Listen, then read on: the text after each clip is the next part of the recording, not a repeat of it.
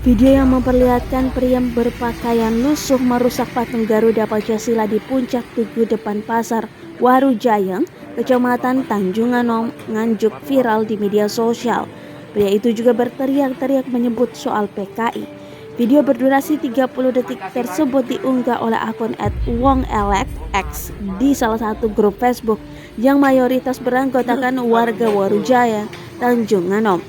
Sejak diunggah pada Selasa 5 Oktober 2021 pada pukul 8:23 waktu Indonesia Barat, video itu telah dikomentari 323 kali, direspon oleh 229 akun, dan dibagikan sebanyak 15 kali.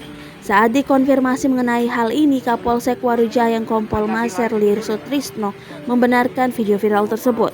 Menurutnya, pria yang terekam merusak patung Garuda Pancasila bernama Suwito, warga setempat. Setelah diamankan petugas, pria yang merusak patung Garuda Pancasila dibawa ke markas Koramil Tanjung Anom. Selanjutnya, dilakukan pendataan untuk mengetahui identitas pria tersebut.